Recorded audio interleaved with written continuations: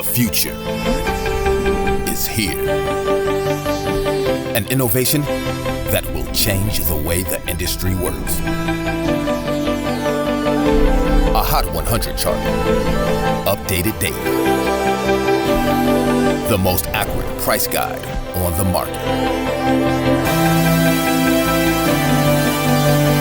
Every card has its own profile with a wealth of information. Know the precise, real-time value of any card in the system. On demand.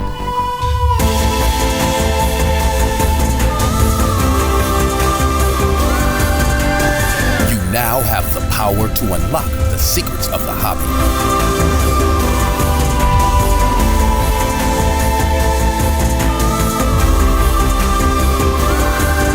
The game changer is here.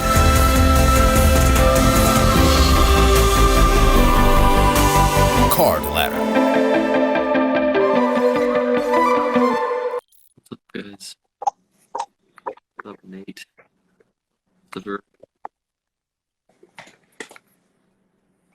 Dude, is this like episode 5? I think this is episode 6. Dang! We got a series. We definitely have a series. What's up, guys? I'm gonna do mail days like right now. You know, let's just go. Go for it. A little Kyler Murray action. Boom. Contenders rookie. So we were talking about like key rookie cards. This is the football one. This is like the auto without the patch for football because Brady has, the contenders. This one always has held because of that. So like the contenders, Mahomes and Lamar Jackson and Kyler's are pretty big cards. Yeah, I've been picking up some of these guys. These are kind of cool. Boom. Stained glass. I got 2 of those bad boys. And then the OG, as 23 Elo pointed out. That's nice. It's got a nice texture to the surface. Yeah, they're not shiny, but they're definitely like see-through. And they're kind of cool. Yeah, I mean, they're just like stained glass, right? Another Mahomes. I just keep picking up Mahomes stuff. I don't know. I feel like even this 2019 is still too cheap, so I just keep buying it. Whatever. All right. I got the BGS mail day back today. 2018 silver 9.5. Love 2018. And then some big boys here. This is the 2019 gold prism 9.5. Nice. Happy with that one. Beautiful. And the big one. I wasn't expecting this to be the big one of the lot, but how long did it take you to ladder up? Check this out. My first ever black label. Boom, dude. That thing is ridiculous. I've never even gotten a 10, and this thing got a black label. So I was asking around, and like a bunch of my people I talked to have never even gotten one. I guess it's like pretty insane to get a black label for a raw. Like some guys, I guess, will bump into black labels, but not from raw. Whew. And I know nothing about black labels. You were telling me that the multiplier is pretty crazy, but dang. Yeah, I dude. don't know what to do with it. I guess like hold it for now. Yeah, you're not going to see another one of those. Someone was saying like this might be the only Mahomes gold black label that exists. Yeah, obviously I fact check that, but I saw there was a black label XRC Mahomes silver rookie or XRC. That one was a pretty nuts card, but I've never seen a gold. Pretty crazy. They're cool looking labels. Obviously, like they're very different. It's pretty rare to see one, so it's kind of cool to see the black. Dude, congrats. That's the dream. That's every guy's dream who submits to BGS, to get that elusive black label. All right, that's all I got. I'll put those up for all to enjoy. All right, you put those up. What's up, everybody? Welcome to the crossover Instagram Live, discussing the hobby every week. What's today? Today is Friday, June 19th, 2020. And thank you to everybody who submitted topics. I got well over 100 submissions, so we're not going to be able to get to all those. But let's get to some of them. I clustered them into topics. So the first topic I'm calling the second potential wave of COVID. Yeah. And Devin Currant, 37, says, is finishing the 2020 NBA season critical for Cards to hold momentum? Oof, great question. I knew that question would come up because I myself have been a little nervous with everything been going on. It kind of feels like momentum is going back to the negative, recently. So that kind of sucks. I'm gonna say no because the reason is that when this whole thing hit, we had absolute like total uncertainty. There was a pandemic. We were thinking like, man, we'll just be lucky to get sports back, and cards exploded. So, you know, it would seem that people maybe started buying cards in anticipation of it eventually coming back. So I think we'll see a dip, but I don't know if it'll. I don't think it'll crash. What do you think?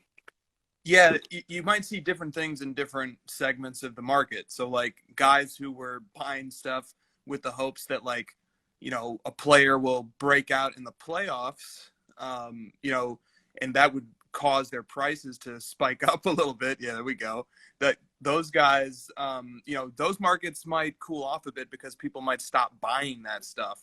But other markets might surge because of that, because people will start focusing on other cards. Oh, So, great point. like 90s stuff. It's hard to see if it was the Last Dance documentary that was propelling 90s stuff, or if it was just the fact that there were no live sports. So people started, trying to find other places where they might be able to find undervalued cards and stuff to add to their PCs. So, we might see certain segments take a dip, and we might see others rise up a little bit. The thing is, if we get like a real second wave and states go back into lockdowns, then we're right back at that point where everybody's at home looking for stuff to do. And, I think we saw that a lot of people spent a lot of time on the internet looking at cards. And then you also have all of the fantasy guys. Now, we've seen a lot of fantasy sports guys come into cards because of COVID. And if it looks like sports aren't going to continue for a while, but they keep wanting to get some sports action, we might see plenty more come into cards because the season's suspended. So a couple of thoughts. Maybe I'm a little too optimistic, but I don't know. Yeah, I think it would just. I think we might see a dip just because of the news breaking, and things usually react to big news like that, and people overreact and panic. Just like we saw when things dipped right when COVID started, and then when people settled down and then they started getting bored and got back into cards, we saw it adjust back and go crazy. So, I think we'll see an initial dip. Maybe people are frustrated. More waiting, no more sports. That would suck. But I think people that stay the course and keep at cards will be just fine. And David Riverfront pointed out, like, it's just more time to hype and speculate on prospects. Oh, man. Yeah, let's talk about that for a second. Like, man, I have never seen a speculative moment. I don't know if it should be called a bubble. I've never seen, like Kaushik says, speculation raises prices more than anything, knowing the unknown. Yeah. Like, to 100%. And, like, there's never been this sort of speculative moment where, like, just all sports suspended and everyone, the allure of potential, players breaking out and adding to their legacies and stuff, like, it's never been stronger than it is right now.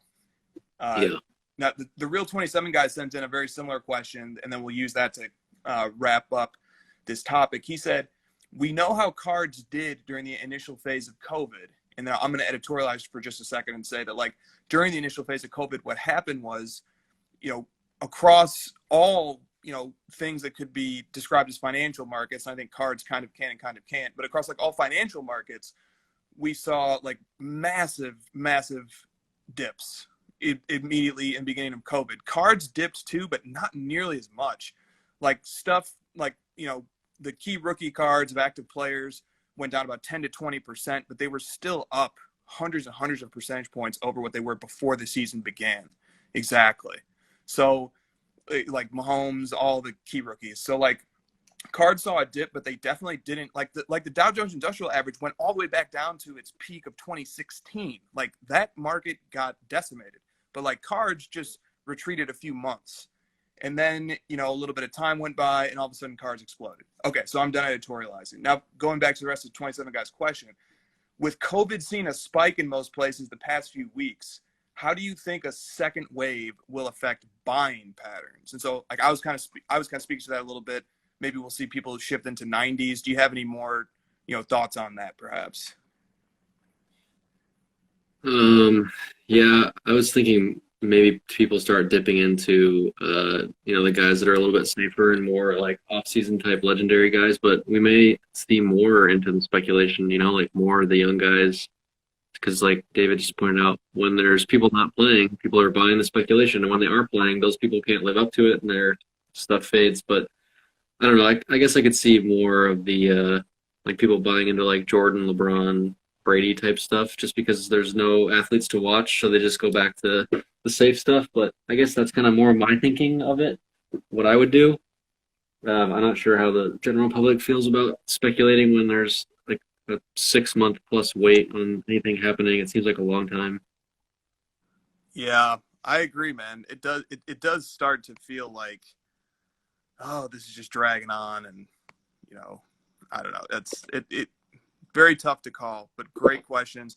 I see Glenn Rice and Rhino 90s card says, the rise of prices due to speculation, the absence of game performance need to be cautiously approached, because when play resumes and guys do not perform to expectations, there will be a huge drop. And that's like super important point, because like we may have built up what's going to happen when play resumes to such a magnitude in our heads that like nothing can match it. And I know. Then we have a problem. They're like basically speculating that everyone's going to win the championship when they come back. Right. Yeah. Everybody has a championship built into their prices right now, I think. Yeah. I would feel really uncomfortable holding anyone but the super top guys once play resume, because it's like, dude, what if they have one bad game, or it's like people then realize like, oh shit, the freaking Suns aren't going to go anywhere, like Booker stuff's going to fade, and like we're going to remember that Westbrook and Harden still hog the ball. Like, we're going to remember all their flaws. And I don't know, that just seems like a recipe for disaster to be holding some of those guys going into play. So I would personally be selling those kinds of guys.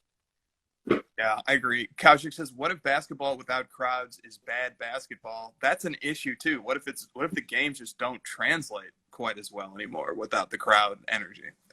I like to think that these big companies will figure that out, make it more exciting through the TV magic and add noise, and I'm sure they'd figure that kind of stuff out. But yeah, it could be awkward for sure, especially the first couple games. We'd probably get used to it by the time the real games started kicking up.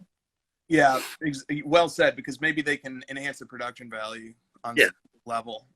Frankie 3500 and Saber House are both pointing out that blue chip caliber cards could see a new boom if we get sports suspended for a longer period of time. I think that makes sense. Yeah. All right, next topic cluster: Giannis's PC, not a PC of Giannis. Well, actually, it is a PC of Giannis, but Giannis's PC of cards. So for those who didn't see it, Giannis posted on TikTok, he posted on Instagram a video showing off all of his cards, and he titled it "My Basketball Card Collection So Far." There was a bunch of Giannis cards in there. There were also cards of his brother, Giannis Antetokounmpo, in there. So, he speculated a little bit too. Okay, so Wade_Zoe says, thoughts on Giannis stealing all of his main Panini cards. And I think he's referring to the fact that there were some, I've read, but can't personally confirm, that there were some unfulfilled redemptions, maybe, that it seems like Giannis kept rather than sending back to Panini, which, Panini representatives will, tell you if you ask them, that like players do sometimes keep cards, and then Panini has to notify the public that this card that was supposed to be in the product won't be. So that, that happened. And then like there was also like a Mosaic Black 1/1 auto that Panini told the public, would never be inserted into the product. And lo and behold, it's sitting there in Giannis's PC. But I've also seen people say that there were cards in there that were packed out, and then Giannis got them somehow. Yeah. So what are your thoughts on Giannis stealing all of his main Panini cards? It seems like everyone's either like really mad at him or thinks it's amazing. I guess I'm kind of somewhere in the middle where I like can understand why some of the customers of Panini would be frustrated. Like, come on, like those cards were supposed to be able to be pulled, or I had a redemption, so I can see the frustration. But if I step back and as like a hobbyist and like a fan of the hobby and the game, I think it's cool. You know, like that's what we all want is the athletes to kind of acknowledge what we do and acknowledge the cards we have. And what better way to do that than show their own collection of themselves? You know, I can. It's kind of fun on both sides, or it's fun on that side, and you know, sucky for the customers, I guess.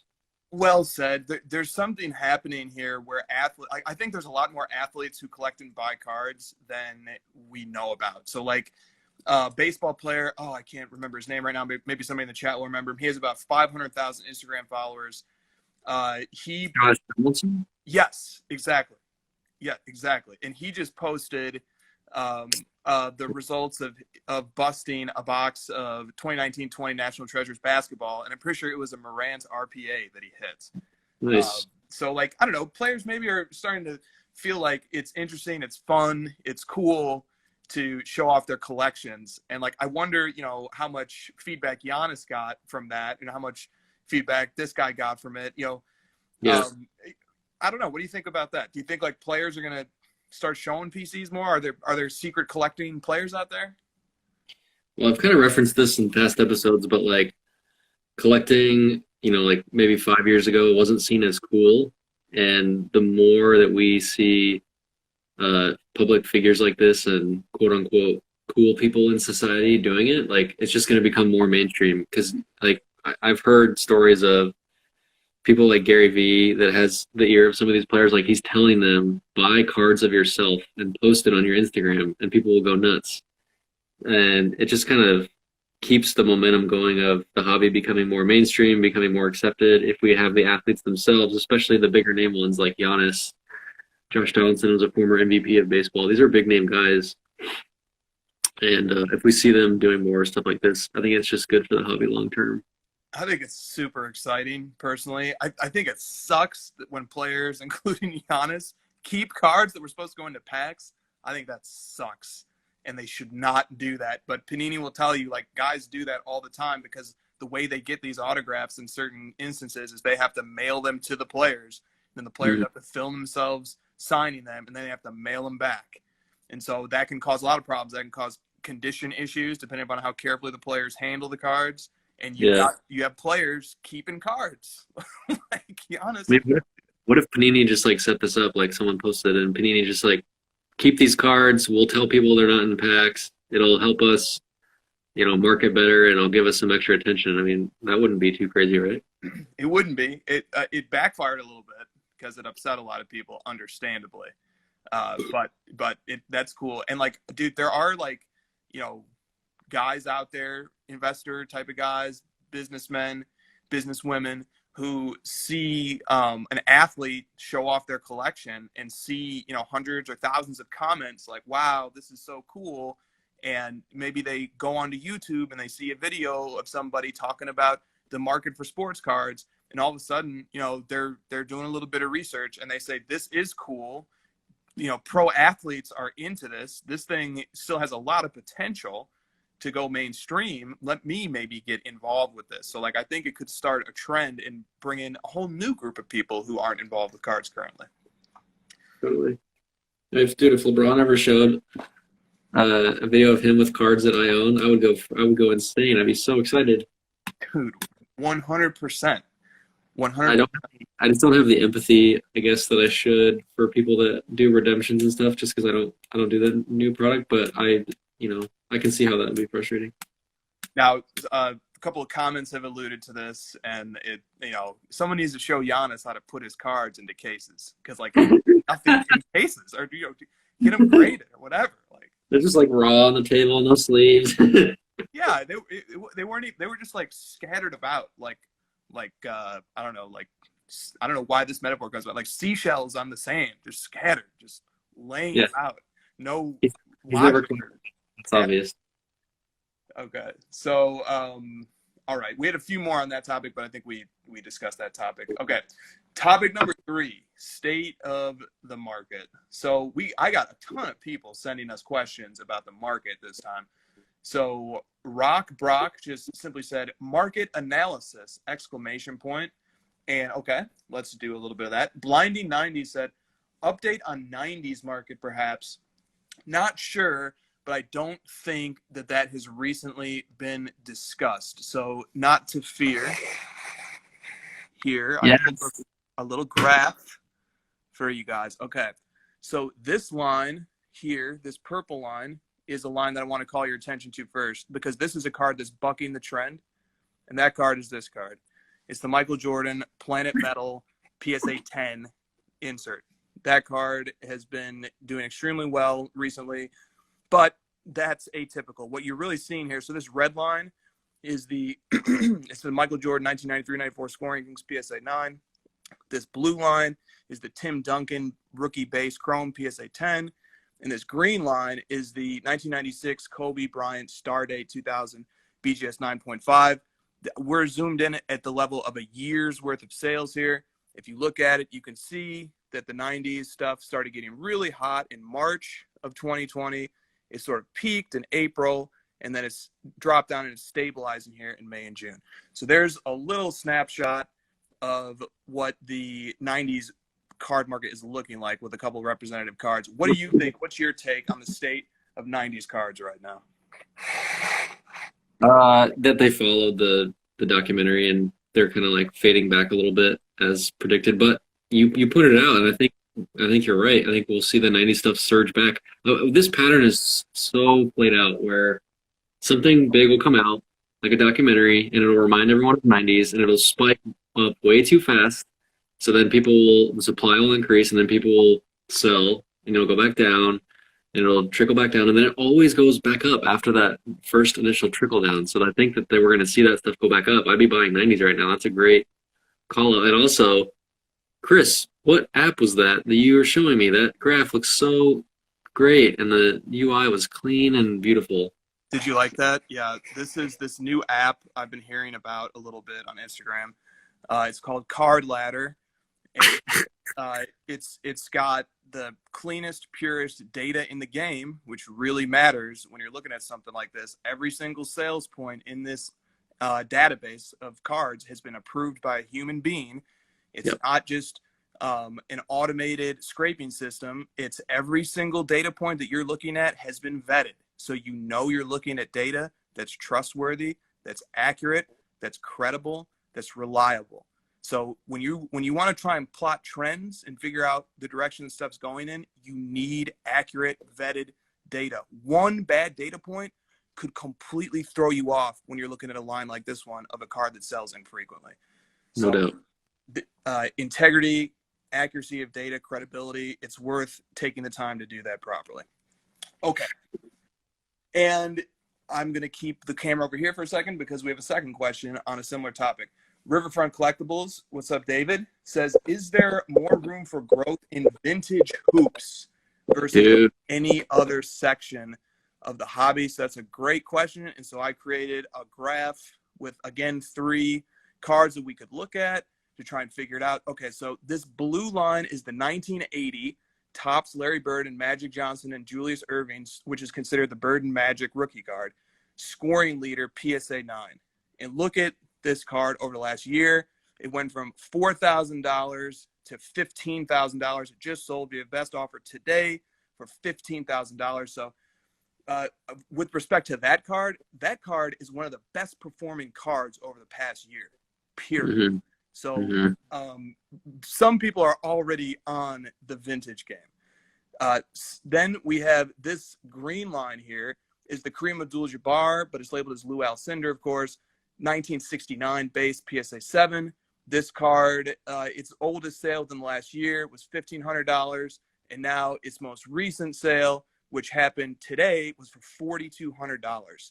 So huge gains again for a vintage, a really crisp vintage card in a PSA 7 case. So once again, there's a vintage card that's actually doing extremely well. And then the third line here is the 1981 Topps Magic Johnson base PSA 10.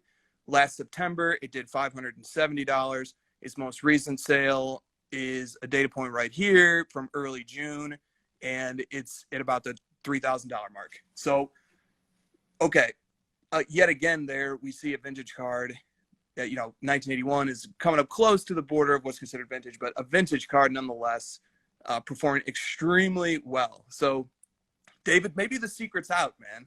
Maybe people already know about vintage because these cards are doing as well as pretty much any other card that you can look at right now. Yeah. I like the vintage play. That's a great zag, but maybe it's not a zag and people are already zigging it. They are, but similar to the analysis we've provided on 90s cards, vintage certainly is a candidate to perform well if we get further suspension in league play, because you're not worried about players having to meet expectations anymore. You're talking about collectors who just really want those iconic great cards, and a lot of those players only have one key rookie card, so it's simple, it's easy to understand. I definitely see a lot of upside in vintage. I own 0 vintage. After David brought that topic to the fore, I suddenly started thinking about it a lot more closely. Yeah, one of my strategies in buying cards is I just because you and I are in the hobby so deep and we know what's going on at all times. I just think of the exact opposite of what's hot, and vintage and 90s feel like that right now. So I personally would be looking at vintage and 90s stuff right now just because everyone's speculating, waiting for the season to come back, who's going to make the playoffs, and then if that all goes to shit and you've been buying 90s and vintage, you could come out really well at that point. You could. And you said a great point earlier, which is that we see these peaks and valleys with 90s. We've seen this movie before. We've seen this movie many times now. There does seem to be a buying window for stuff that has dipped and retreated from a peak, because many, many times it goes back to that peak. Twoosh threw a question. I'm sorry if I missed some of your stuff in the chat tonight, guys. There's a lot of stuff coming in. Twoosh says, serious question. Do you guys set aside or use money that you might use for traditional investments for cards? Or have you just built up your money over time with all of your selling?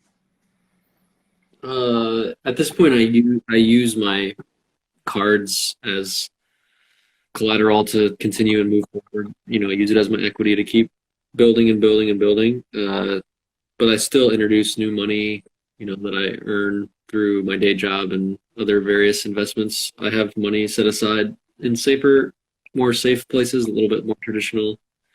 But I do set aside some money on a paycheck basis to go into cards and continue to build what I have. Well said. Christina says, tell the truth, Chris. Here's what we're going to say. What we're going to say is that cards should be treated cautiously, because that's the nature of our market. It's very dynamic. It's very new. It's very exciting. It can go in a lot of different directions, and we're still trying to build up the proper infrastructure to understand it properly. That's one of the things we're trying to do with Card Ladder. So money in cards is great, and I congratulate people who have done well with cards, but to echo what Josh said, maintain your traditional avenues of financial prosperity as well, and do not, under any circumstances, over leverage yourself. That's just my humble opinion. That's not financial advice. Okay. Okay, so DTG 1992 says, do you think pump threads on blowout really impact the market in a substantial way? And I had to bring out a card to answer this question. Josh, what do you think? Do you think pump threads on blowout impact the market in a substantial way? You lose me at substantial. I'd say they definitely affect it. Everything has some sort of effect. And I think the blowout threads, they get a lot of views and see it and it reminds them and they go to eBay and check it. It's just a natural reaction. I do the same. I see a blowout thread on something. I go check eBay for it and, maybe I buy something, maybe I don't. But I don't know if it's substantial because the market kind of is so vast. We can't really pinpoint it to just blowout or just Instagram or one post or one thread.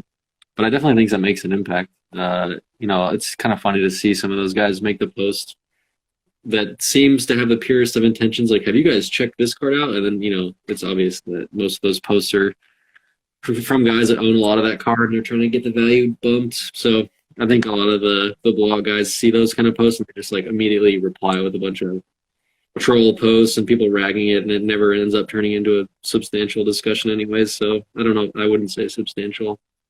Well said. I nicely parsed, and I agree. Like the word substantial is, it makes it a higher standard.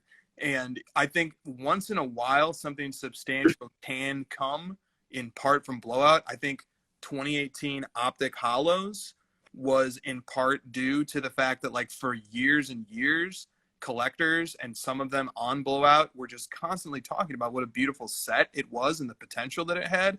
And then the 2018 products came out. Josh, you were one of the people who spotted Optic super duper early. And 2018 Optic came out and people were like, whoa, this reminds us a lot of 1996 Chrome. These cards have an excellent, elegantly simple design. There's potential in these cards. People started buying them. People kept buying them. It sort of reached a critical mass. Then the LeBron from this set absolutely took off, and the LeBron grabbed and picked up all the other cards from that set and took it with it on a ride. And so I think like once in a while you can get something like the Optic Hollows that can catch on because there's a real organic grassroots momentum that can, happen and can sort of percolate through blowout amongst other platforms. But it's very, very difficult for any singular thread to move a market, like you said. Yeah, there was a lot of build-up on Optic, and then for that year, the Prism LeBron featured LeBron with the Lakers card and a Cavs jersey, and it was just like, oh, seriously? And then Optic came out, and it was a really cool-looking card. He was in a Laker jersey, and it just sort of all hit at once. Dude, those were like $20 when it came out. I was buying those things at $20 a piece. So many of them. Now they're like thousands. That's a great card. Oh, yeah, dude. It is. Like, I started picking these up in September. I picked up 8 for $50 a piece. And, that worked out extremely well. This is the last one I have left. So there you go. It's not like any magic trick. You just, like, the card looks better. I don't know. That's pretty much it, right? Absolutely. This is a fun comment. Blindy90 says, has YouTube highlights ever influenced a purchase? I think I know Josh's answer to this, but what do you say, Josh? Yeah, dude. Hell yeah.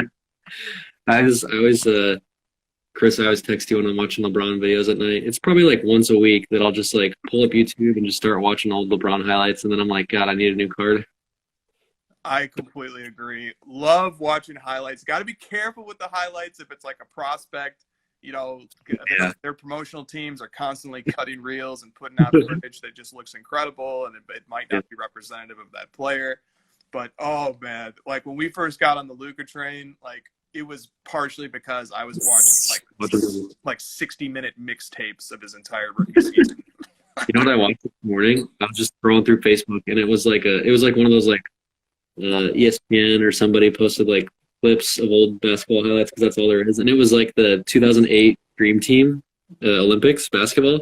Dude, those guys were like mashing dunks on people like every other play. There was probably like 200 dunks in this highlight of just like LeBron and Wade and Kobe and Carmelo and Bosh, and man, that got me fired up. It was like, dude, these guys are just like full blow hammering on this rim, and it's just like these smaller countries, that with these guys that are like physically smaller that just had no shot at stopping them. It's just like barrage of dunks all over these rims. It's so awesome. Dude, that will definitely fire you up to buy some cards.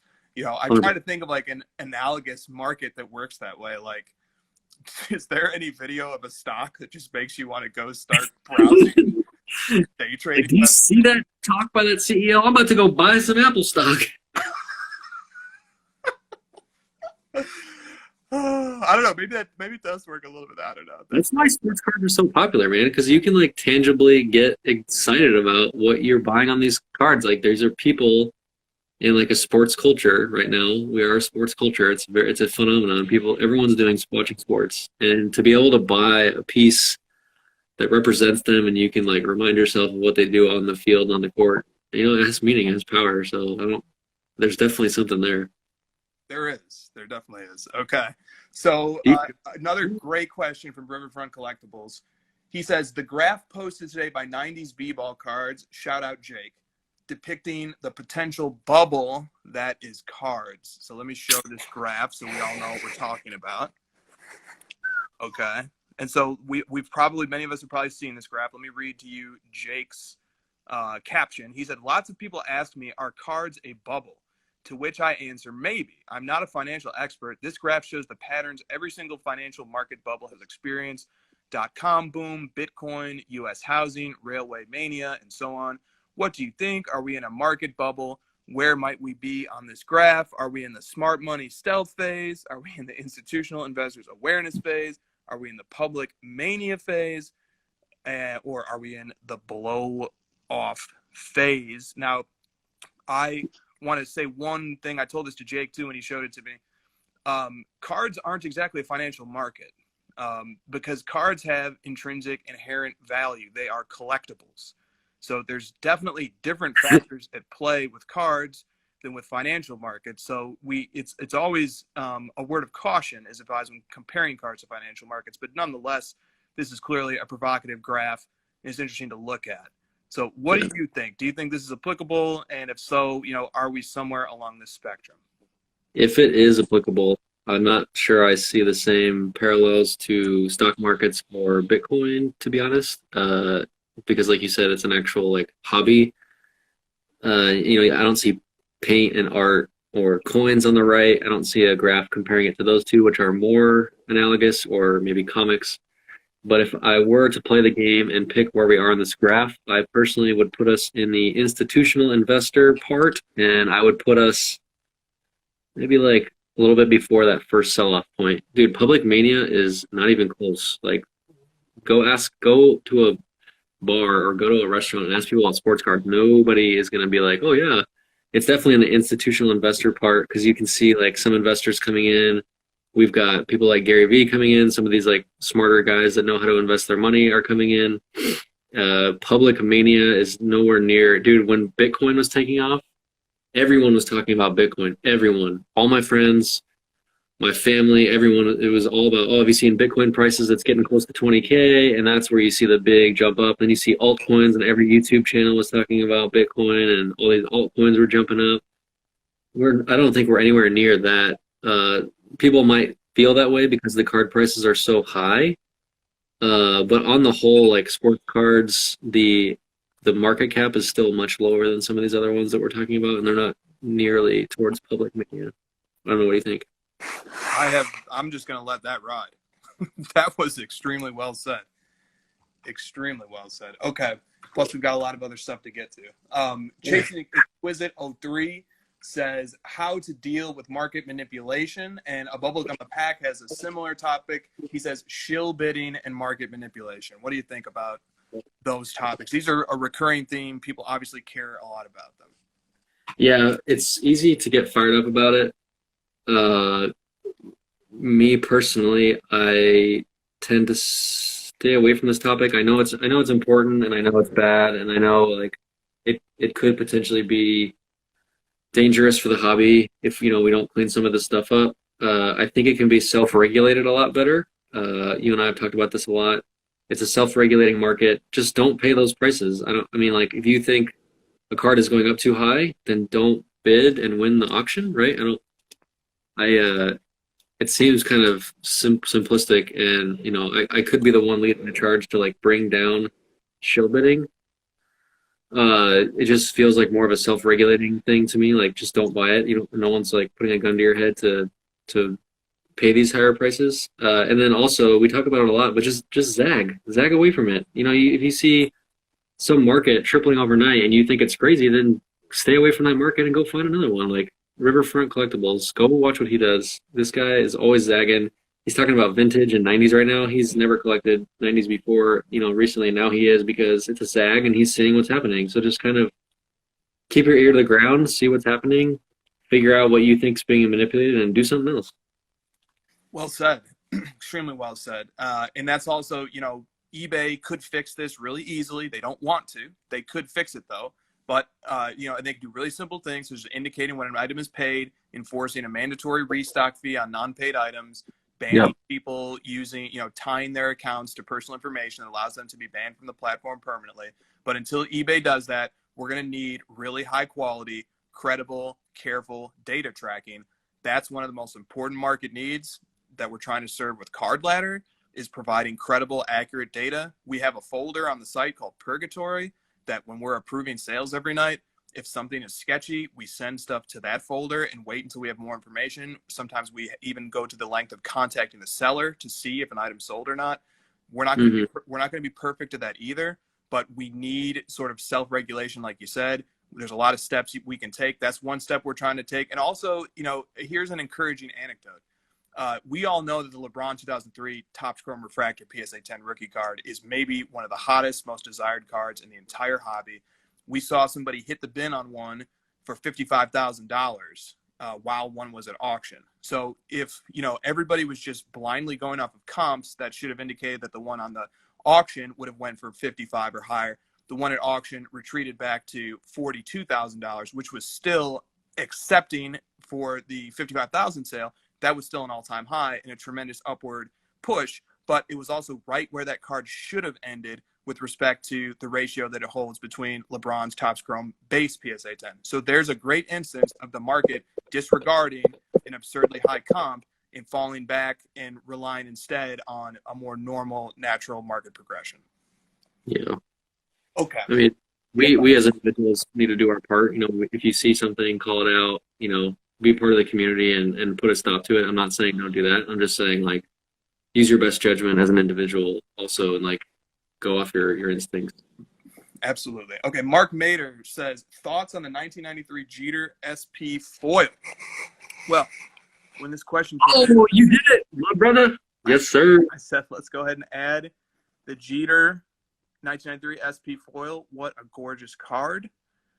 Here is the 3-month sales history of that card. You can see that on April 2nd, it sold for $4,001. You can see that its most recent sale is $5,250. That is why it has what we call a Hall of Fame score or a 90-day trend of 3.28. Okay, so nice trajectory in that card. But if you zoom out a year, the card it got all the way up to $6,651 last summer. Okay, so maybe a buying opportunity on this card right now, even though in the last 3 months the card was super hot and it's trending up. It's up more than $1,000. Zoom out a little bit, which is why it's so important to have all-time sales histories. The only platform in the game that's providing this type of data. If you take a broader look, you can see this card has been much higher than it currently is. What are your thoughts on this card? There was someone that asked, is card letter only going to be basketball? And it's going to be all sports. And you and I had a call today to kind of go over the cards that we have, what should be added, what should be, moved down the list. And what was the first card I said to you? Baseball. And I called this one out, and I called some Mano cards out because it's a huge card, and it represents the baseball market to an extent. It represents the 90s market, Jeter, New York. It's a huge market here for this card. So I'm really glad to see data on this. Riverfront David's pointed out that this card was manipulated pretty highly last year. The pop is super high, over 400, I think I'd be right, or over 600. I can't see it. 604. The PSN pop is 604. Total is 17,340. It's a high pop. It's not nearly as high as the 86 Fleer Jordan, so there may be some potential there. That could be a card that could go up for sure. I think Jeter has a huge market. His stuff is blown up. His 90 stuff is going crazy, and if this one's remaining flat and going down, could be something there. Could be. I mean, just the card looks awesome. That card looks sweet. So, okay, good. Yep. Fun card. Thank you for the topic suggestion, Mark. We have a few more here. We've kind of addressed them. All right, I'm going to move on to, because we're running low on time here. I'm going to move on to miscellaneous, the topic cluster miscellaneous. Jordan Hagedorn, the great Jordan Hagedorn. Check him out on Dr. James Beckett's podcast this week if you haven't already. He said, with the hobby so hot, how do we ensure long-term sustainability? Oof, easy. That is easy, my friend. This is like my number one topic, the thing I talk about the most. It's the most important thing to me. That is nurturing new people coming into the hobby and showing them the right way to do it. 100%, that's the answer. I have nothing else to say. Well said, man. Well said. And it it's a treacherous maze right now trying to navigate your way to content that has the long-term perspective in mind. So I'm going to use this to shoehorn in a topic that we were talking about together today. I sent you a YouTube video of a new sports card investor who was completely approaching cards like penny stocks or like altcoins. And maybe you could give some thoughts on that approach and contrast it against the approach you think is a little more favorable. Yeah, we talk about zagging a lot, but that zag has kind of its limits to me. Like I'll zag only as far as like where I feel like, okay, you're just zagging to zag and you're just going way too far and you're kind of making stuff up.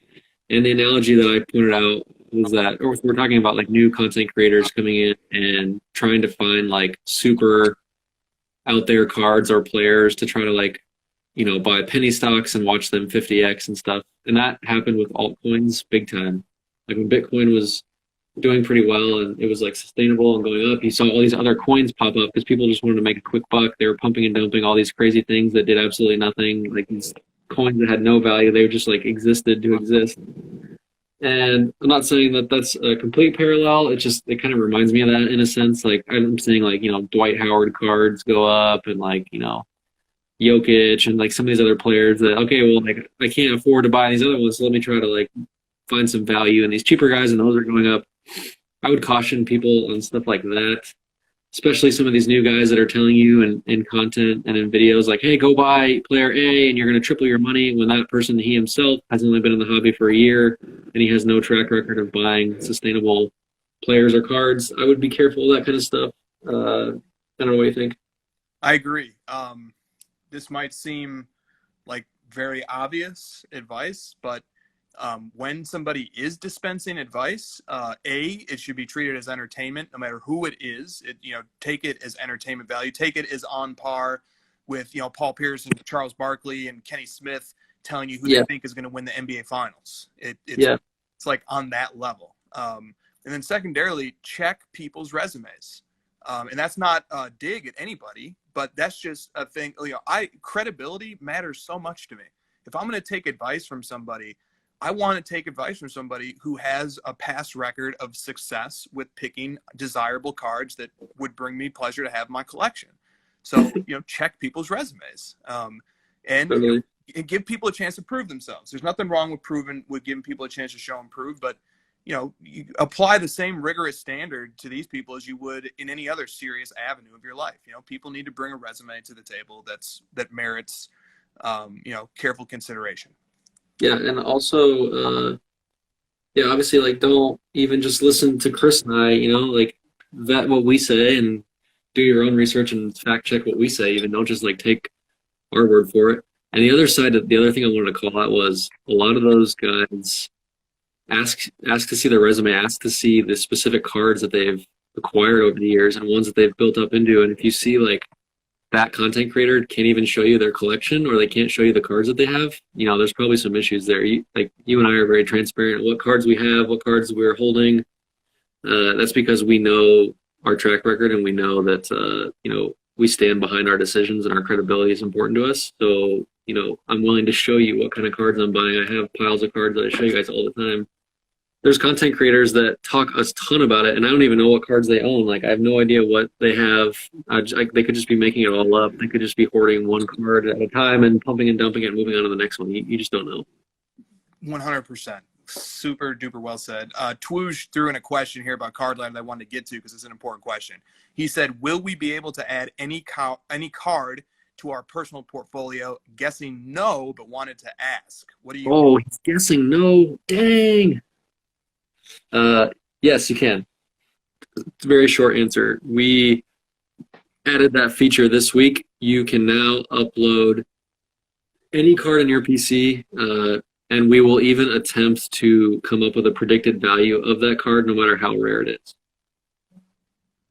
Yes, we will. So we will track its investment performance on an individual level and also at a complete collection level with daily tracking of its performance day over day with checking the value every single night.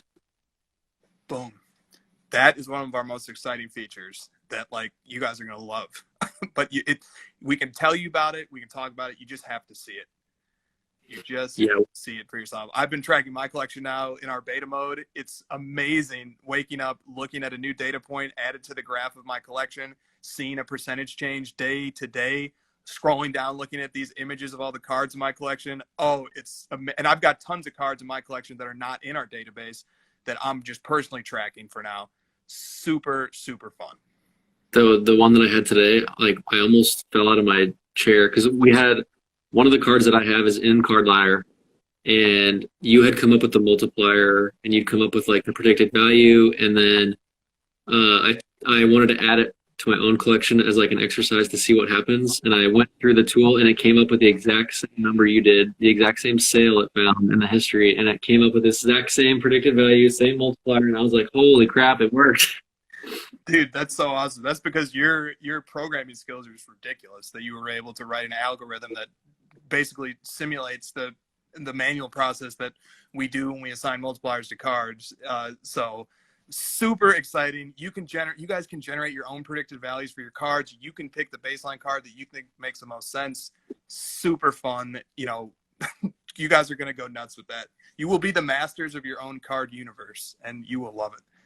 Dude, it's kind of funny because like most of the cards I have in my PC, like they just don't sell, and it's really hard. And to like see numbers next to all of them is kind of like surreal. It's just like I might be too high, I might be too low still. You know, you'll never 100% know until it hits auction and you see it sell. But I feel like it's really close, and it makes sense to me. And when I punch the numbers in, it's like this is kind of what I thought it was, you know, based on what I'm seeing in the market. And to see it actually change every day by like a few, you know, $100 or $1,000 just based on other cards they're selling is kind of nuts. You know, it's like it's stuck to liquid cards. Rare cards are just multipliers of those liquid cards. It's crazy. Absolutely. And, you know, if the user generated multiplier feature isn't giving you something that's super accurate, you can always manual override, and you can just put in what you think the current value of your card is too. Yeah. And we, like all jokes aside, we are not like sitting here pumping Card Ladder. We genuinely like think it's a really awesome thing, and we think the community is going to love it, and we hope you guys check it out and love it like we do. Like we seriously use it all day. We're talking about it all the time. It's really exciting, and some of the people that have been using it are excited, and we add to it every day, and it just keeps like we added a whole new feature just today, and it's kind of nuts just how much fun it's been. Yes, and if you're not on the wait list, just a last note here, get on the wait list, because like people on the wait list are going to be given priority, because there's like a lot of people on the wait list right now, and we're going to have to roll this thing out strategically. So get on the wait list if you're not on the wait list. Frankly, yes. Says, yes. Important question. Will it have an option to report private sales? On every single card page below the graph, we have an option for you to submit feedback to us on that specific card, whether it be some set information that we don't have, or something you wanted added, or a sale that was correct or incorrect. We want to know about it. And when you give us that feedback on the specific card, it's brought straight to Chris and I's inbox with specific, it says exactly what you had to say about it and attached to the card that you want addressed. So yes, we have that. We do have that, but you know, be advised, like we take our data credibility so seriously. It's the foundation of this product. If a sale cannot be 100% verified and vetted, when we're talking about private sales, like it's not going to come in. So just, you know, to set the proper standard there, like it's going to be the very rare case when a private sale is going to be admitted to the system, because the credibility of the data is super duper important. Okay, so Rip the Knicks says, will there be community input to add cards to the database similar to Wikipedia? I love that question. Love that question. So there is, like what I just said, there will be like manual feedback. There's also discussions between the team on having people submit for approval cards that are in their PC that they've constructed the profiles on, to submit to our desk to take a look at, to add to the ladder as an official card. We're still in like the early phases of that discussion, and we're focused on launching the product right now, so we don't want to introduce too much complexity. We've been kind of like adding the main staple features that we know need to be there. We've been fixing bugs. We've been kind of working through making sure the database has all the cards that need to be there before we start adding things like that. But that is definitely coming, and it's being seriously discussed at this time. Yes, it is. And, there, like Josh said, there is a feedback button where on any card's page, you can submit ideas to enhance its profile. If you have certain information or statistics about the card that you can verifiably cite to a source or that you can otherwise demonstrate proof of, it will be Wikipedia-esque. And we want to make these card profiles as robust and interesting as possible, and that is going to require help from the community. So we will have that feature. Blind. Oh, go ahead. Did somebody? Someone just said, like, can I listen to this tomorrow? I'm about to pass out. Yes, I will post this to IG Live TV. Let me show you guys something really quick because Blinding 90s, this is the last card ladder topic. He said, on card ladder, how do you provide an estimated market value on unicorns, cards that are rarely seen? I'll show you very, very quickly. We have a much more in-depth tutorial on this topic. I'll show you very quickly one of our predictions that we did a few weeks ago. So this is the Kobe Gold 1998-99 PMG Raw. The last time this card sold was over 5 years ago, prior to the June 1st sale. So this was an excellent, fun card to try and predict. The methodology that we use is we find a baseline card that we consider the comp. In this case, I selected the PSA 10 98 Metal Universe Kobe for various reasons that are elaborated on in a different video, so I don't want to waste time on them here. But that requires judgment, and maybe there's a better choice. But either way, then what I do is I map the two cards' trajectories against each other over time. The green line is the PMG. The blue line is the Metal Universe base. I find periods of time when they both sold to generate a multiplier. So right here in September of 2009, one sold for $374. That was the PMG. And the baseline card sold for $7.50. So that generated the first multiplier that we used, which all of this is transparently spelled out for you in the card's information. That generated a multiplier of 36.96. We then, as you can see, generated a second multiplier, again, finding temporally proximate cards. So after those two multipliers have been generated, that spits out what we call our predicted value. The predicted value that the multipliers generated was $20,000 roughly. When the card ended at auction, it sold for $18,869. So there's roughly a 94% accuracy in the prediction. You can go back and spot check and investigate the assumptions that we made. Like I said, that's all spelled out in the card information. We continue to verify accuracy rates for cards that we're predicting value on. We have many, many cards that we're not predicting value on. You can verify those because every day those cards are selling and we're checking for accuracy and we're improving our methodology. Obviously, there's lots of questions here. The first one is like, I'm showing you guys this prediction after the fact. I totally get that. So like, I'm just trying to show you an example of how it works. In predictions, you have to treat them very cautiously. They can be accurate. Sometimes they can be inaccurate. So you should treat them with the proper caution. But this is why we are cautiously optimistic and excited. This is just one more thing that you can possibly use using your own judgment. It's just another tool in your tool belt as a collector that you can use to try and make a more informed decision. Boom. And I can vouch that you showed me that the day before it sold, and then it sold, and it was like, dang, we were close. So sick. Yes, indeed. Very, very exciting. This is the type of card nerding that we love to do here. So, all right, one last topic here as we run out of time. Mr. PT_W Shields says, quote, the art of negotiation. What could you say about the art of negotiation, Josh, as we conclude? Yep. I've been thinking about that one, and we'll just end it here because we have like 2 minutes. So the first thing in the art of negotiation is know who you're negotiating with. If you are trying to buy a high-end LeBron card and you're negotiating with someone who has a ton of high-end LeBron cards, chances are they know what they're talking about. They know the value. So don't lowball them. Don't assume that they don't know what they have. I would treat them with respect and, see if you can discuss a fair price. And the second part of negotiation is be ready to have your max number that you're willing to pay and or sell, or your lowest number that you're willing to sell. Go into that discussion with that. Hold firm. Don't rush into making a decision of buy and sell. There's always another opportunity. There's always someone else that'll buy and someone else will sell. You don't have to finish that deal immediately on that one you're in right now. Third, I would say to treat the other person with respect and understand that it is a two-way deal. This is not just you trying to buy or sell a card. There's someone on the other side also trying to do the same thing. So treat them the way you would want to be treated in the deal. I think that's most important. I see a lot of selfishness in deals going on. I see a lot of one-way people treating it like a one-way deal, and I don't like that. So please remember there's two people to every deal. Well said. And remember, you're going to have to probably interact with these people again in the future. So set a good precedent deal the first time around so the second and the third deals can go smoothly as well. Thank you, everybody, for taking a break from breaking this week. The future is here. An innovation that will change the way the industry works. A Hot 100 chart, updated daily. The most accurate price guide on the market.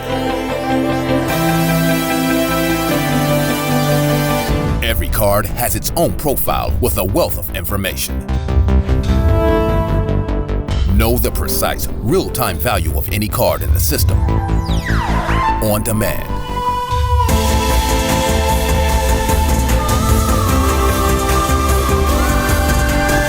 You now have the power to unlock the secrets of the hobby.